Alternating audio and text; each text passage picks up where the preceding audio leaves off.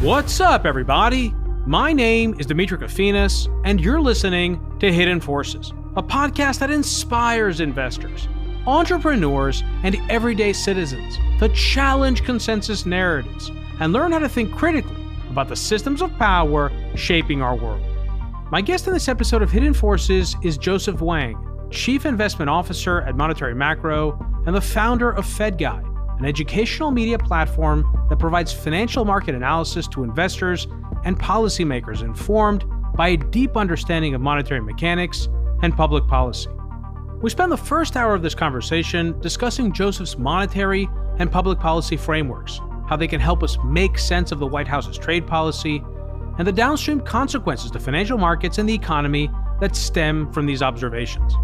The second hour is devoted to a conversation about the long-term consequences of capital flight on the U.S. government's finances, the strength of its economy, the performance of U.S. asset markets, the value of the dollar, and how all these variables could influence the direction of policy and the tenor of politics in the country over the next 10 years. If you want access to all of this conversation, go to hiddenforces.io/subscribe and join our premium feed, which you can listen to on your mobile device using your favorite podcast app, just like you're listening to this episode right now. If you want to join in on the conversation, become a member of the Hidden Forces Genius community, which includes Q&A calls with guests, access to special research and analysis, in-person events, and dinners. You can also do that on our subscriber page. And if you still have questions, feel free to send an email to info@hiddenforces.io, and I or someone from our team will get right back to you. Lastly, because this conversation deals with investing, nothing we say on this podcast can or should be viewed as financial advice. All opinions expressed by me and my guests are solely our own opinions and should not be relied upon as the basis for financial decisions. And with that, please enjoy this deeply enlightening and wide-ranging conversation with my guest, Joseph Wang. Joseph Wang, welcome to Hidden Forces. Hey, Demetri. Thanks for inviting me. It's great to be here. So a couple of things, a little context here for the listeners. You should have been on this podcast a long time ago, and I was reflecting on why you weren't. I just think you've been so prolific on other people's podcasts for so many years. I think the reason is, this happens to me sometimes with certain guests who are on a lot of podcasts a lot. I felt like I was hearing everything that you had to say on everyone else's podcast. And I felt like if I had you on this podcast, I would just kind of be repeating everything. So I feel like because you finally took a breather, Joseph, we can actually do this. So it's very exciting to have you here. Thanks so much. And actually what prompted this conversation was we had a chance to spend some time together in Washington, D.C. at a conference recently. I think it was last month. Was it in May? Yeah, it was with the Monetarium guys there. It was great. Right, it was in Monetarium, June. And so we're going to kind of pick up where we left off. But before we do that, just for anyone who doesn't know who you are, give me an idea of your background. How did you become someone who has developed such a strong expertise in markets and in particular in the plumbing of the monetary system? Yeah, that's kind of a long story. I definitely began my career in an unconventional way. So I graduated from law school in Columbia way back in 2008. And so I graduated right into the financial crises. And at that time, everything anyone ever thought about was about what was happening in the markets. So I was in my office basically chasing commas, making sure, this clause confirms with another clause and so forth. And it was kind of boring. And what I felt like I was more interested in was just, what was going on in markets, what was driving it, what does all this stuff that the Fed is doing mean? So that really poked my curiosity. And so I wanted to move into a different field. The way I went about doing that was going back to school, making a few transitions first as a credit analyst.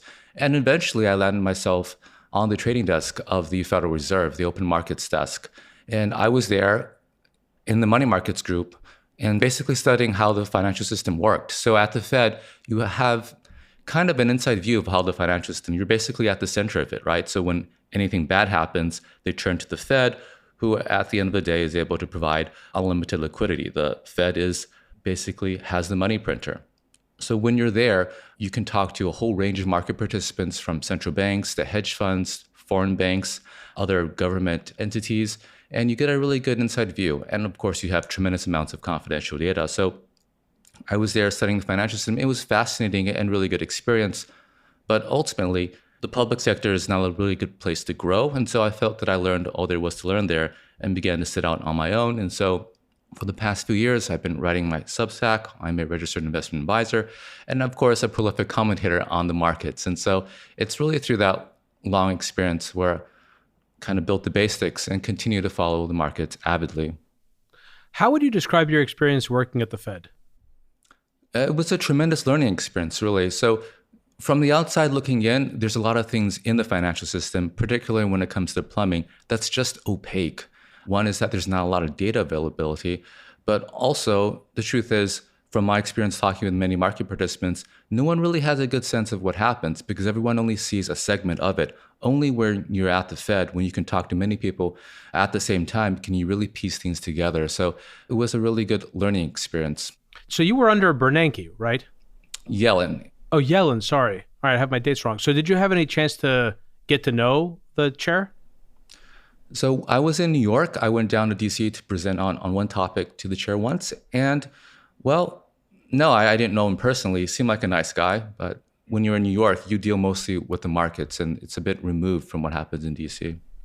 So one more question on background. This is very important for me. And since the very beginning of the show, I've been very obsessed with understanding frameworks in general and sort of optimizing my own framework and understanding the framework that other people use to understand the world, to apprehend reality, whether we're talking about markets, philosophy, whatever it is. And so I'm curious to understand, what is the prism through which you view the markets?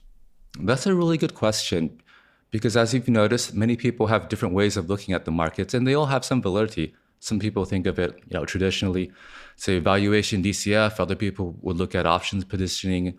Other prominent people would say just fund flows and things like that. So I look at the markets through the prism of policy, and I combine that with my understanding of how the financial system works. And I think this has been a successful way in understanding price action. So when I'm thinking about policy over the past decade, that's largely been what the Fed does, right? We have this cottage industry of Fed watchers pondering upon Fed minutes, pondering upon Fed speeches, wondering what they would do with the balance sheet, things like that. So today it's a little bit different, but just from that angle alone, it's been very helpful. For example, in 2021, 2022, you could have seen that the Fed was going to pretty seriously hike rates, and looking at where the financial markets were, that would be very, very negative for financial assets. And that proved to be true for both stocks and bonds, which seemed to be a shock to many in the market. Now, moving forward today, the Fed is still a very prominent player in the policy space, but it's expanded a lot more. So what I'm looking at right now is, for example, what the Treasury does and what Congress does. It seems like fiscal spending and also how the Treasury manages its debt is becoming more prominent. Now, being able to understand this and then understanding what that means has been really useful. For example, in 2024, in the beginning of the year, S&P was below 5,000. Many people were concerned about recession, but I saw that we had this huge fiscal deficit. And from my understanding, when you have a fiscal deficit, what you're really doing is you're literally printing dollars. Because when you issue treasuries, a US treasury is basically just money that pays interest. And if you're doing this to the extent of, say, $2 trillion a year, it's quite difficult to have a recession. And it's also very positive for financial markets. So throughout 2024, I was telling everyone we are going to crash up. And so we did go from below 5,000 on S&P to 6,000, which was my target for that year. So I think understanding the financial system, understanding what policy is doing, in that case, fiscal policy, has been very useful. And I think will continue to be useful in looking at markets going forward, especially at this moment where policy, I think, is becoming even more influential overall, even if monetary policy a little bit less so. So I have one more question, maybe one more, maybe a few more related to framework, Joseph, before we get into some of the current affairs topics. Traditionally, I've always thought of high interest rates as being contractive and lower interest rates as being stimulative. But I feel like one of the things that we've seen in the last few years is that the higher rates were in some sense also stimulative because people were getting paid for idle cash on deposit. Is that because we have a capital light economy running chronically high fiscal deficits? So that's a really good question. I think the dogma, as you note, is that, if you raise interest rates, that's contractionary. We have slower growth. We're going to have lower inflation. And if you want to stimulate, we just lower the interest rates. Now, I think that is largely true in the past, but today it's a little bit different. There's a lot more nuance to it. Now, first off, just the idea that interest rates could have a big impact on the economy. So that idea seems to have been formulated when the public sector was much smaller than it was today. So when you're thinking about interest rates, it impacts private sector activity for sure, right? So if you're a private company, you're willing to spend or whether you're willing to invest, that is in part related to your cost of capital. That makes a lot of sense. But you're not the only actor in the economy. The public sector, for example, spends a lot and they don't care about interest rates at all. It's a political decision. So when Congress gets together and they want to spend a lot of money, they don't look at interest rates at all. And so as the public sector grows and becomes a more prominent part of the economy, that interest rate toggle is just not going to be as strong as it used to be. And like you mentioned, Demetri, we do have a structural change in how our economy operates. We are a lot more capital light, a lot less manufacturing, which is super capital dependent, a lot more services. And that could be part of the reason why these interest rates that we've seen over the past few years weren't as restrictive as many people thought. Now, one other thing that I'll add, and as you alluded to, is that the stock of debt in the economy, of public debt in the economy, is much larger. And so when you raise interest rates, the amount of interest expenditure the public sector has increases. And the flip side of that, of course, is private interest income. So our debt to GDP is about 100%. Now, when you raise interest rates, that means that the private sector gets a lot of interest income. That wasn't true, let's say, a few decades ago when debt to GDP was a smaller ratio. And so that is one part where you can say raising interest rates stimulates part of the economy. Now, the picture is a little bit more muddied because it is contractionary on sectors that are interest rate sensitive, like housing, like autos. And right now we do see the housing sector cooling down. Housing starts moving lower. And of course, builders giving all sorts of incentives. So definitely contractionary in some parts of the economy, but that has to be balanced with all the interest income other people get. And people like Warren Mosler have been very vocal on this. So I think that dogma about high interest rates, contractionary, and so forth, that's not as true as it used to be, and it merits some rethink on the policy-making community. It's funny because I used to make fun of Erdogan, the president of Turkey, because he used to think that low interest rates were contractive and high interest rates were stimulative. And I used to make fun of him for that, but it's turned out that we've adopted more of that framework than I would have expected, 5 years ago. He did fire such a banker set that didn't agree with his assessment. And to be fair, though, his economy, inflation is quite high and his currency is quite weak. So it depends. It depends on the structure. Depend. And that's actually an important thing to keep in mind as we continue through this conversation, which is nuance is important. It doesn't necessarily work for creating headlines, but it's important in the analysis. So any current events that we talk about today, Joseph, are almost certainly going to be yesterday's news by the time this episode airs, because this is the speed at which the public conversation is currently shifting, driven largely by the president's tweets and executive orders.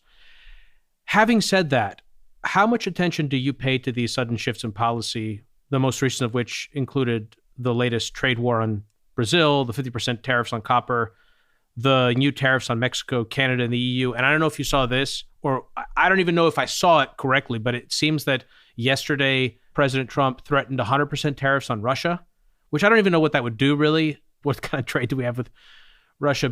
And I'd love to understand to what degree do you even comprehend that statement. But how much attention do you pay to these sudden shifts in policy? And let's talk about some of them. Well, honestly, beginning of the year, beginning of the Trump term, I used to pay a lot of attention to this, watched literally all the president's press conferences as well as the conferences of senior leadership. And that was really helpful in anticipating Liberation Day, which was, I think, kind of a traumatic event for the markets and shocking to trade partners worldwide. Today, I'm paying a bit less attention to what the president says, simply because my sense is that these guys say a lot of things and sometimes they backtrack quite frequently, right? So in the markets, there's this... That's the taco trade, the Trump always chickens out trade. And to be fair, the taco trade people have been correct, right? The deadline for these tariffs keep getting pushed back and back, and many things that were threatened don't necessarily materialize. So if I perceive that there's more mixed signals, that what the administration says might not necessarily be true, then I have to imagine that many other people are thinking this way as well. So I think the general sense is that there's a lot of confusion in the markets, and there's I think the executive is losing a bit of the credibility in the eyes of many people simply because they change their minds so frequently. Yeah, there's like a diminishing return curve on the tweets. The more the president makes outlandish statements, the less effective they are in actually moving the market and moving people's behavior because they've gotten used to the insanity. I agree. So a good example is just these tariff letters that the president has been sending out. Now, the offering tariff rates in these letters are comparable to what was unveiled on Liberation Day, and yet the market just kind of completely shrugs them off. I guess the assumption could be that when the deadline comes, they will simply be extended again. So you don't have that same bite. The market isn't as worried. And if the market perceives it that way, perhaps the trading partners do as well. Where do we stand with all the tariffs? So like all these announcements have happened. What has actually substantively been implemented? So the president does have these minimum 10% tariffs as well as sector-related tariffs. The 10% tariffs are across the board, correct? Yes. Are there any exemptions in it for any countries? So I think if we have these, so through the USMCA trade partners, for example, that trade with them is covered under that. And so honestly, these things are changing so much and it's somewhat complicated. I'm not really sure just exactly where we stand right now. Looking at the revenue that the Treasury is getting, there is a material step up in tariff revenue. And it looks like at the moment we're getting an incremental extra 200 billion a year. That's the pace we're at in collecting tariff revenue. So that is a meaningful step up than it was before. I think there are estimates that suggest that the average tariff rate is right now is somewhere between 10 to 15%, and potentially it could go higher. There's commentary that the president is thinking that maybe the blanket tariffs should be 15 or 20%. So this is a big change in how global trade operates, and it really does seem that the president is pushing towards making tariff revenue one of at least a bigger source of federal revenue. So it is a change. It's not as big as Liberation Day at the moment, but no, the things are changing. So let's talk about the tariffs on copper. Do we have any indication as to what precipitated this announcement, this 50% tariff on copper? And what are the specifics of the announcement to the extent that you're familiar with them? So the president is using tariffs in a lot of different ways. You could talk about it as, in the Brazilian case, for example, it seems to be to push some kind of political action on their part. It's also... The tariffs on Brazil are also 50%, correct? Yes. So supposedly the publicly stated reason for those tariffs, according to Trump, was because the previous president was being treated very badly. Yeah, so again, tariffs basically are ending up like this Swiss Army knife that can be used to do anything. The basis for that seems to be IEEPA powers, but when you're coming to the copper tariffs, that is the basis of national security. And I think the way that this is done is that you have to have a study first before you can impose those tariffs. Now, copper seems to be deemed by the administration to be very crucial to national security. After all, it goes into so many things that have military applications. So they're trying to become more self-sufficient in copper. My sense is that the thinking is that the US, of course, we're not going to be creating new copper mines and so forth very quickly. That takes a lot of time. But the US does export a lot of scrap copper. And so perhaps if we make importing primary copper a bit more expensive, we can develop the capacity to process more of that scrap copper internally and by extension become a bit more self-sufficient. So there's this idea that the US is too dependent upon foreign countries for a lot of key goods and trying to become more self-sufficient. And that makes a lot of sense. We saw that happen during the pandemic, where it seems like a lot of the medicine and medical equipment came from China. And we're seeing this right now when, as the administration tries to have an ongoing trade negotiation with China, China seems to have this very powerful trump card, whereas they can just kind of slow walk rare earth exports that the US can't get from anywhere else in the world. And that gives China a lot of negotiating leverage. And you see the administration react by trying to improve rare earth processing and mining with its investment in MP, which is a company that specializes in that. So the whole goal in that sector, copper, rare earths, minerals, and so forth, is in part to be more self-sufficient. Well, you actually are leading me to my next question, but one point of clarification. I was under the impression that when it came to the U.S. military, now obviously national security is a broad term, so having enough copper to build out the electrification to power AI facilities and cool people's homes, for example, I think that would fall under national security as well. But let's just focus on the military. I was under the impression that we had the domestic production and refining capacity to actually cover the military. Was that incorrect?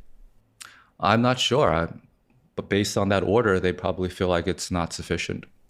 Okay, so then what additional tariffs or domestic investments in copper and other critical resource production could we see following this announcement, just like we saw with rare earths?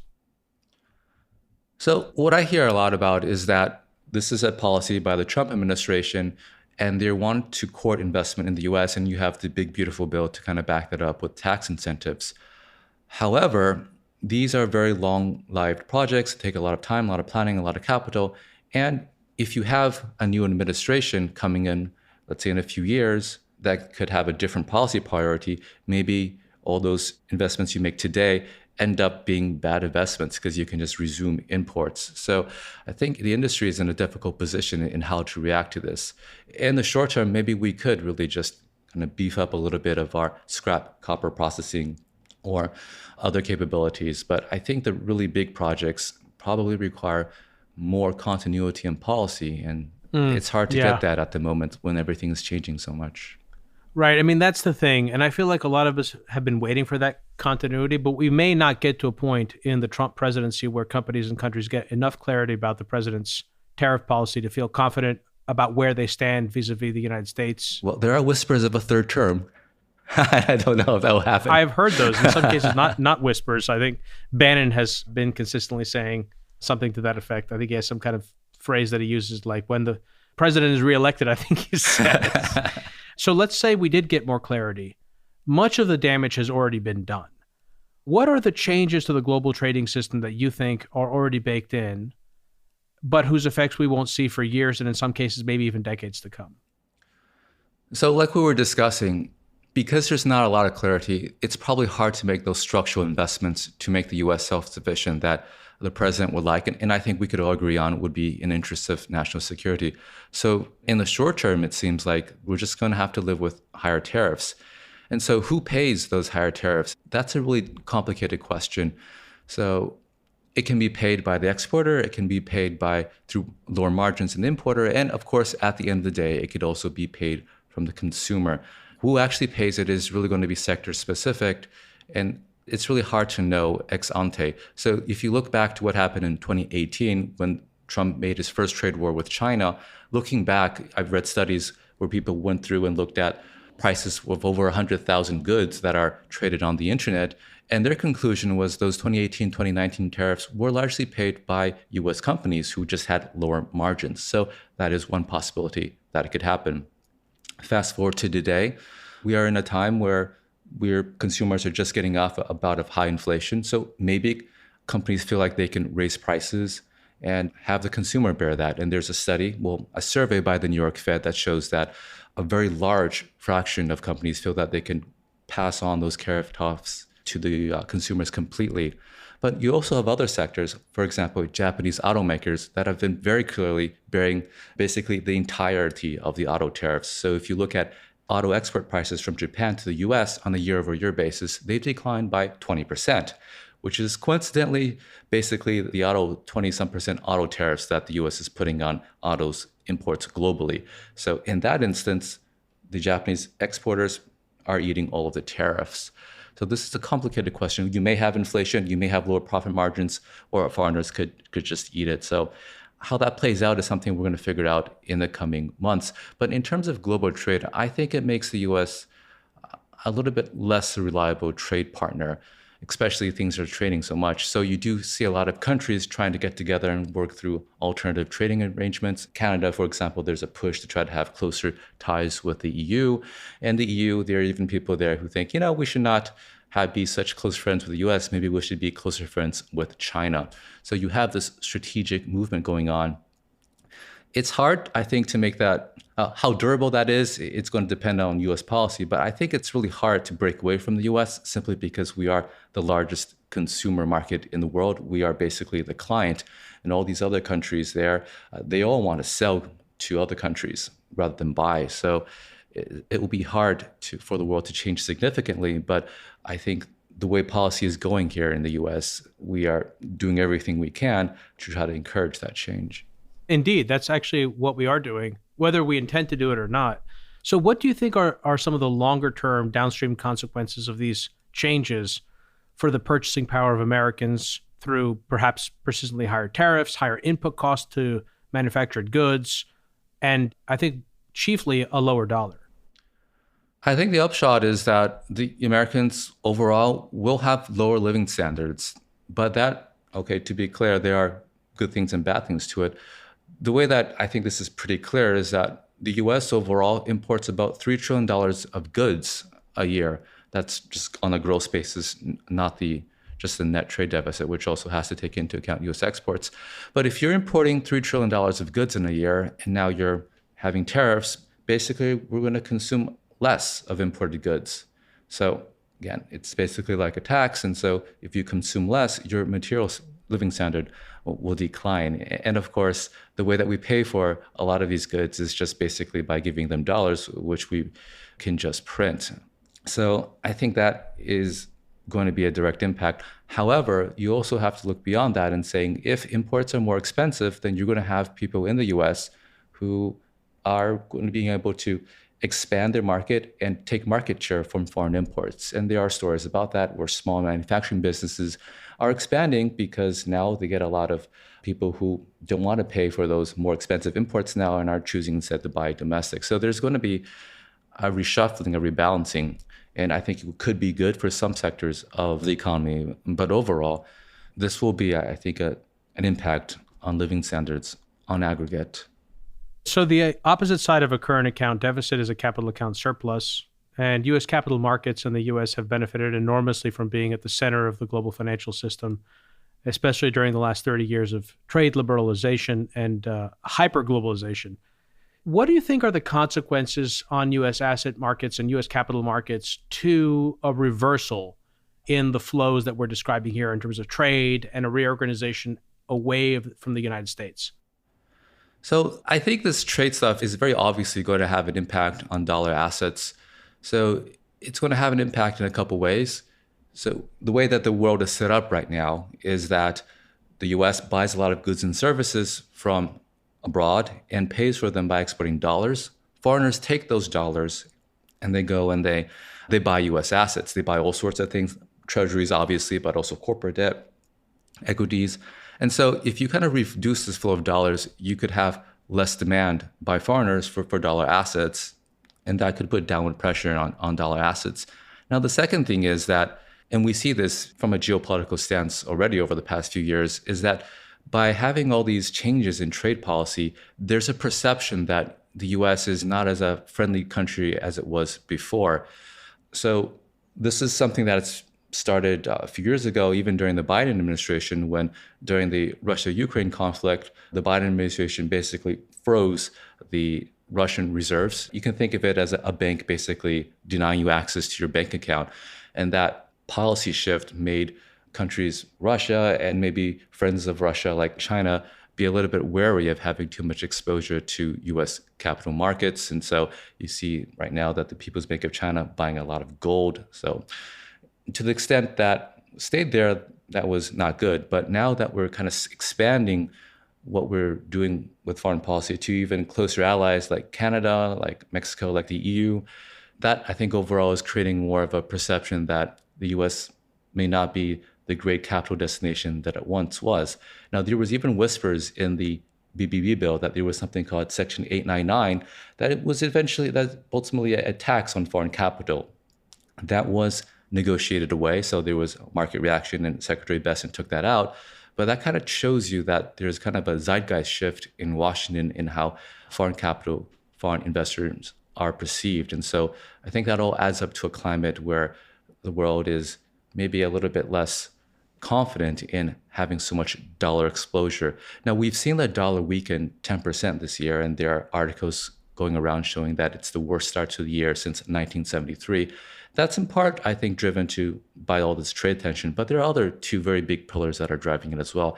And that is, of course, fiscal policy and the potential weakening of monetary policy independence. Now, going back to my framework that I discussed earlier in the session, I think policy is what drives markets. And I think the biggest macro trend in the coming years is the structural dollar weakness. And I think that's going to have a huge impact on all dollar assets. So you literally precipitated my next question, which is whether the decline in the dollar is cyclical or structural. What are the structural forces that you think are driving the value of the dollar lower and that will continue to force it lower in the coming years? So if you take a look at about, let's say, the dollar index, it's down about 10% this year, but zooming out, it's still, let's say, above recent historical averages. So this decline, well, sudden in a short period of time, the dollar is still relatively strong. So I don't think it's something that we should worry about just yet, but taking a step back and zooming, you can see that it has the potential to decline a lot further, and I think it will. Now, the reason is threefold. First off is our fiscal situation. So like I mentioned before, the way that I look at a fiscal deficit is that we're basically printing dollars, right? If I were to give you $1 billion in treasury securities, Demetri, it would be like giving you $1 billion bill. You'd be able to take that. Again, you won't be able to buy lunch with it at your local restaurant, but treasuries are liquid, credit risk-free. You can easily sell that for bank deposits and go and spend it. So when the treasury is printing, say, $2 trillion a year in its fiscal deficit, it's printing a lot of dollars. And if you look at Congress, it doesn't look like that's going to change right now.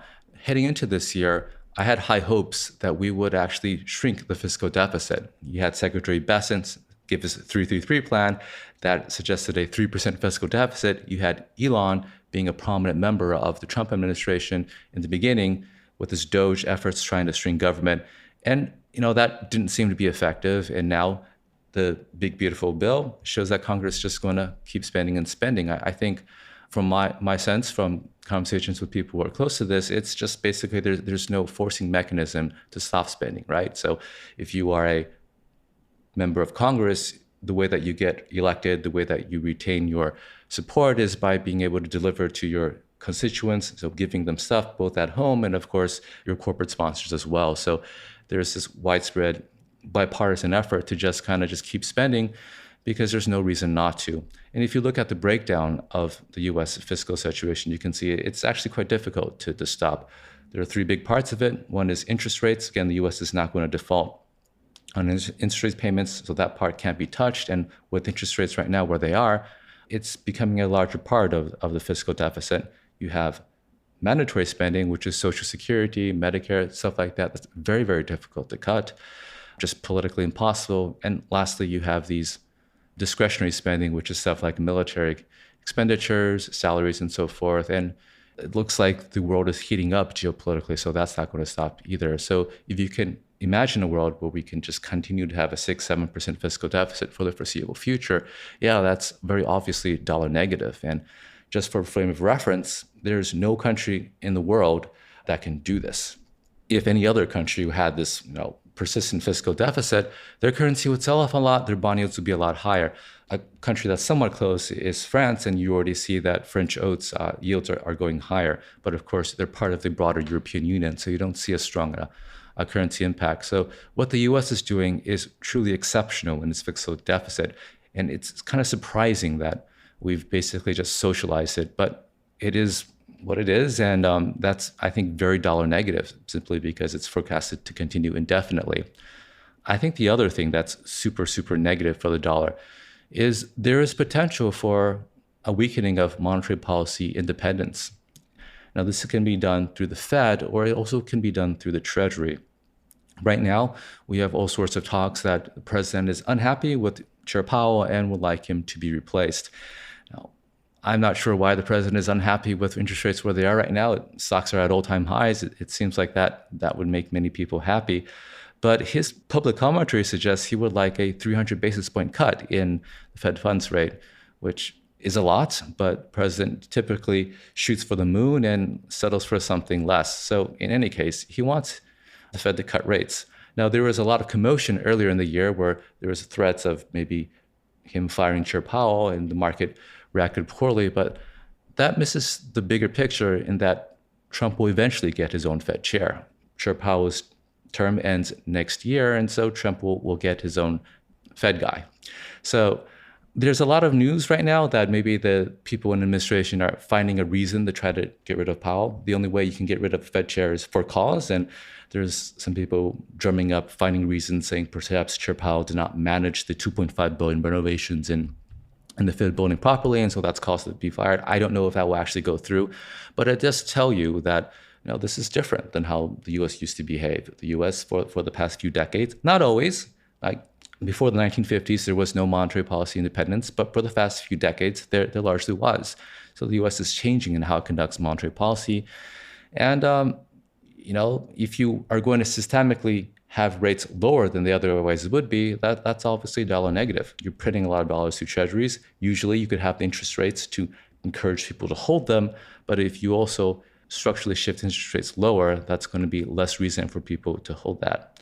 Now, one thing I also note is that, monetary policy is an art, it's not a science. So even though, let's say, the Trump just has his guy, his Fed chair on the Fed board, there's a lot of discretion in how the Fed conducts monetary policy that you can easily shift rates lower than they otherwise would be. You can think of it in a couple ways. So the Fed conducts policy with a view of the future. And sometimes that view is incorrect, but you can always make it defensible. A good example was just recently, right? So the Fed was telling everyone when inflation was quite high that inflation is transitory. We don't really need to do anything. That was based on their judgment, based on their perception of the future. That was wrong, but it allowed them to keep rates lower than they otherwise should have been. Going forward, you could easily have a new Fed that says, inflation today is transitory, right? So, we're just going to cut rates or leave rates lower because the stuff, it's just going to pass. Tariff inflation is just a one-time increase in the price level. And another way that the Fed has a lot of discretion is because the US Fed is a dual mandate central bank. You have price stability and full employment. And how you balance these two mandates gives you a lot of space to adjust rates. You could, for example, place higher weight on full employment and be more willing to tolerate higher inflation. And that, again, can structurally lead to lower interest rates. So I think that having a more political Fed is something that can really shift the interest rate complex, but that doesn't seem to be in the market at the moment. Now, one last thing that I think is that the administration could impact interest rates is just through the Treasury. And this doesn't require any controversy. Well, it will get controversy, but it doesn't require any congressional support or anything unconventional. So if you think about, say, longer dated rates like the 10-year yield, that is in part driven by supply and demand. So the US Treasury controls the composition of US debt. Doesn't control the overall size, that's by Congress. But how much of that debt is issued in bills, how much of it is issued in notes, how much of it is issued in 30-year bonds, that's up to the US Treasury. And so what we saw under Yellen, for example, was that when the 10-year was pushing over 5%, Yellen basically shortened the maturity structure of the debt, issued a lot more bills rather than longer dated, say, 10-year notes, 30-year bonds, and that put downward pressure on longer dated interest rates. You saw the same thing happen in Japan just a month ago. Again, Japanese bond markets also seeming a bit fragile, so you have someone from the Ministry of Finance there saying, hey, maybe we'll just issue more JGB bills. Okay, and that calmed the market down a lot, got 10-year interest rates, longer dated interest rates in Japan down a lot. And Trump has already said something commentary to that extent that we could do that. And so going forward, you could easily have a Treasury that kind of freezes coupon auction sizes and just increases the bill share, and that would also structurally put downward pressure on interest rates. All this is adding together to a dollar that can go, I think, much, much lower, 20, 30% lower. And bearing in mind, of course, that historically it's not that low. And the icing on the cake, of course, is all the stuff we talked about, Demetri, with trade. You're making the US, I think, perceived to be a little bit not as good a place for foreign investors. Excellent. So there's a lot to unpack there. And I have a number of more questions on the dollar to ask you, including capital flight as well. Just a point of clarification. Are you inclined to believe the arguments that higher interest rates in the last few years, given the structure and nature of the economy and the fiscal expansion, were on net stimulative? Oh, that's a really hard question. Like we mentioned before, interest rates have an uneven impact on the economy. It is slowing some segments and helping others. So right now, when I look at the economy, I think there's a very noticeable slowdown in housing, for example. And so that's going to eventually bleed into things like construction jobs. There's credit quality in autos seem to be declining a bit. So I think that when you're looking at the real economy, I think it is having us on net a contractionary impact. So it actually worsens the wealth and income divide as well, by that logic, correct? Well, that's kind of the policy trajectory for the past few decades, right? So that's not a surprise. But it also runs counter to the president's stated and implicit objectives. One thing, when thinking about the people who benefit from this interest income, who are the people who own bonds? I think they tend to be well off. And so if they have more interest income, I mean, they could just consume it in goods and services, but you know what? Maybe they just take that and they reinvest it and buy other risk assets as well. So that stimulative impact from interest expense, I suspect maybe it gets reinvested in financial markets more than actually being spent in goods and services, which would have a real economy impact. So yeah, I think on net, interest rates would be contractionary. That being said, in the future, we could easily have a world where that interest impact dominates. And with the debt to GDP climbing, that's something that's almost certainly to happen. So by that logic, does that mean that there's an argument to be made that lower interest rates would actually cause a decrease in the value of assets and an increase in inflation because they'll be net positive for lower income brackets that have a higher propensity to spend? How do we think about the effect that just a lower Fed funds rate? We're not even talking about balance sheet expansion with a new dovish Fed chair, but just on the interest rate side, what do you think are some of the more probable effects of a more dovish interest rate policy? So conventionally, people would think that, the Fed cuts rates, immediately what you could see happen is treasuries rise. So again, bond market appreciates in value. That generates some sort of wealth effect that can prompt some rebalancing where these funds that have to maintain their allocations go and buy equities. And so that causes all financial assets to rise. I think that's how the market is conditioned, and that's how things have worked in the past. But I suspect that things can actually be a bit different going forward. And that's why that I'm very bearish for financial assets, dollar assets for the coming years. Now, when the Fed actually begins to cut rates, and again, we got all these other things that we're talking about, that will accelerate the decline in the dollar. Now, like I mentioned before, I look at the world through policy, but also how it relates to the structure of the financial system.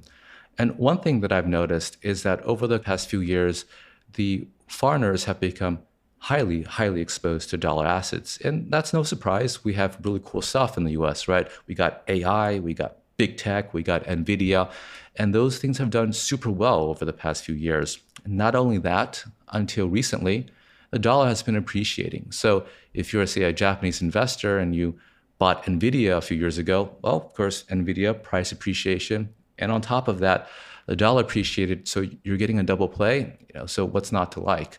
And people have been pouring money into the US for decades. It's like the global piggy bank. It's where everyone keeps their wealth. And that's kind of our expertise, producing capital markets services.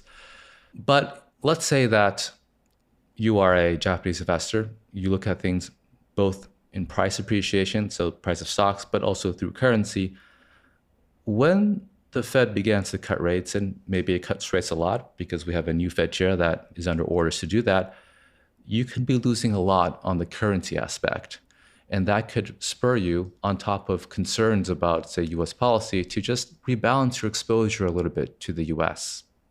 And so maybe you have, let's say, I think there's BIS data suggesting that about 30% of foreigner portfolios are in US assets. Now, that's a lot. And I'm telling you that US investors don't really think about investing abroad all that much. But let's say that you just rebalance it to 25% or 20% of your overall portfolio, simply because you don't want to take losses on your currency and you're already overexposed. That could be a very negative capital flight-like situation. And we've kind of already seen glimpses of that. For example, in April, during the height of the Liberation Day commotion, we saw dollar sell off, equity sell off, and we also saw treasury sell off as well. And now that we have official data, for that month, there was a net outflow of 50 billion of foreigners selling a net 50 billion in assets. And that's the largest it's been for a couple of years. So we kind of saw a glimpse of that. But I think that as the dollar continues to depreciate, which could be precipitated by, say, a dovish Fed, like you mentioned in your scenario, yeah, I think that would be actually bad this time. And that might be surprising to many. Well, capital flight is the nightmare scenario for dollar holders and dollar asset holders. I don't want to be too dramatic. We can just have a rebalancing, right? Everyone is super overweight dollar assets.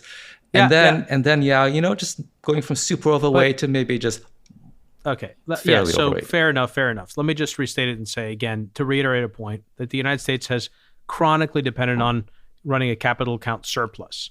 And so the economy has been structured to depend on those inflows. And a reversal of those inflows would be very negative for the value of U.S. assets and the dollar.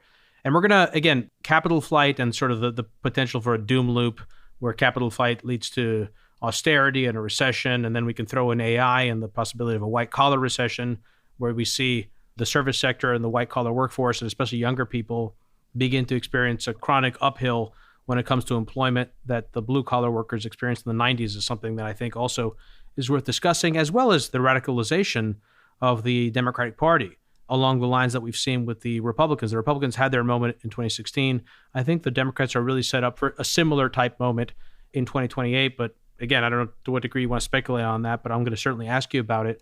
One more question before we go to the second hour, and that has to do with a comment that you just made, which was that the dollar sold off after Liberation Day.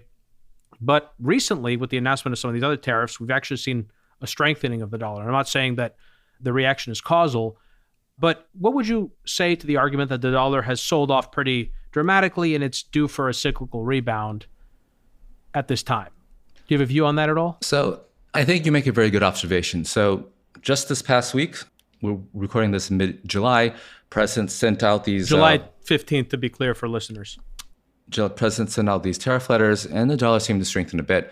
Now, I would just take a step back and say that according to standard economic theory, the dollar should have appreciated, right? A lot of the administration's case that tariffs wouldn't be inflationary was that the dollar would appreciate. So that is the normal baseline. Now, what was really weird was when we saw in April when tariffs actually led to a weaker dollar. Now, that is kind of the red flag there. So what we're seeing is that, maybe markets coming down a bit and maybe reverting a little bit to their normal behavior. I think that's positive on the margins. So what we're doing, but if we're having this big shift in market regimes, we're shifting market regimes that have persisted for a very long time. I wouldn't expect it to be just, overnight, you turn a switch and everything goes to a new regime. So I would expect, 2 steps forward, 1 step back, and so forth. So I would still wait to see how these things are happening. And to be clear, you still have a lot of things going on that are weighing on the dollar. For example, like I mentioned before, the weakening of monetary policy independence. So I think it takes time for a whole zeitgeist to shift. I wouldn't really just look at this 1 week and say that, things are back to normal. So I'm going to move us to the second hour, Joseph. I think I've already hinted to listeners where I want to take this conversation. I want to have a larger conversation about capital flight, the consequences of that, a lower dollar. As I mentioned, the white collar recession, which is something that we've explored on this podcast in the past. The political ramifications of what we're describing, I think, are very important. And especially for someone like you who puts policy first, I think thinking about how the politics in the country will change is going to be really important for understanding what sort of economy we're going to get. Also, to the extent that you have an opinion, I'd love to talk to you about gold, silver also, which I think you've called the OG meme stock. Is that right? Yeah, that's what I think of it. I love that. I want to talk about that too. And also crypto. For anyone new to the program, Hidden Forces is listener supported. We don't accept advertisers or commercial sponsors. The entire show is funded from top to bottom by listeners like you. If you want access to the second hour of today's conversation with Joseph, head over to hiddenforces.io/subscribe and sign up to one of our 3 content tiers. All subscribers gain access to our premium feed, which you can use to listen to the rest of today's conversation on your mobile device using your favorite podcast app, just like you're listening to this episode right now. Joseph, stick around. We're going to move the rest of our conversation onto the premium feed. If you want to listen in on the rest of today's conversation, head over to hiddenforces.io/subscribe and join our premium feed. If you want to join in on the conversation and become a member of the Hidden Forces Genius community, you can also do that through our subscriber page. Today's episode was produced by me and edited by Stylianos Nicolaou. For more episodes, you can check out our website at hiddenforces.io. You can follow me on Twitter at Kofinas, and you can email me at info@hiddenforces.io. As always, thanks for listening. We'll see you next time.